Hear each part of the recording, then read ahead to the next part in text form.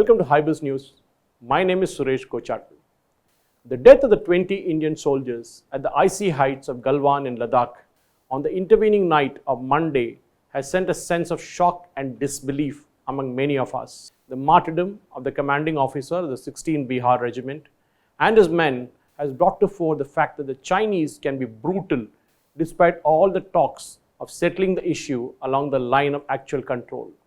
While the Chinese are expected to boast that they killed 20 Indian soldiers, it also highlights the fact that the Communist Party of China leadership does not account for the number of PLA soldiers killed.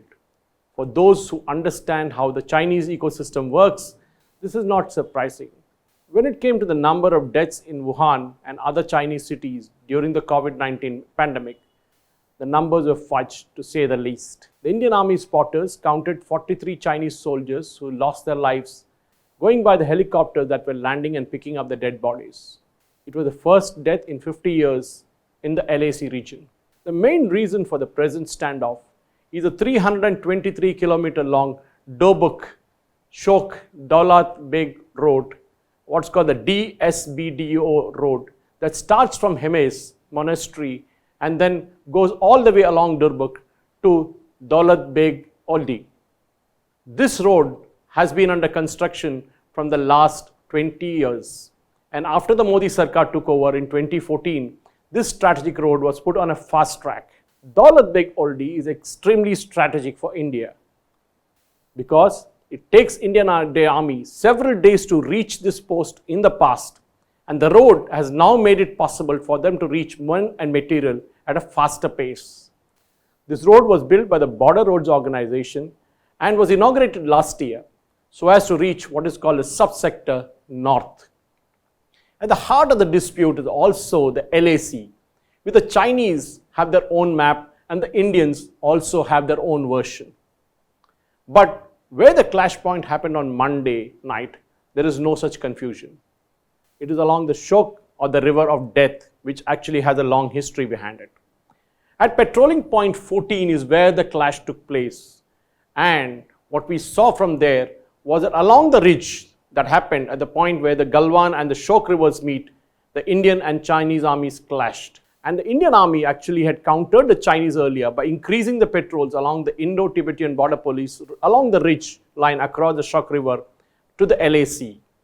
India started bringing its infantry in and mirroring what the Chinese were doing, nose to nose, eye to eye. On 6th June, there was a disengagement talks and the Chinese agreed to move back, and this was at the brigadier level.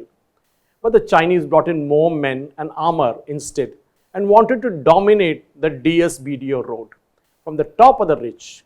This is essentially what the Pakistanis did during the Kargil war when they occupied the higher ridges and wanted to cut off the highway connecting Srinagar with Leh. They were cutting off Ladakh and Siachen. Basically, the Chinese are upset that the Narendra Modi government is going aggressive in building strategic roads like this one we saw in Ladakh. We are also building good roads, strategic roads for the army to move in Arunachal Pradesh. And the Chinese exactly have been aggressive on this front. They have been building their infrastructure without any issue, but they don't want India to build roads. And that is a basic problem. The PLA has a major base near the Galwan river, and that is what the point is all about. And that they don't want to be decimated, and the Indians want to move that out. A total of 61 strategic roads are being built, and most of these roads have remained only on the paper for the last 25 years, with successive governments scared of the Chinese response. This is not going to end here, and the Chinese are upset with a government in Delhi which does not bend to their diktats. We will have more updates for you tomorrow. Thank you for watching.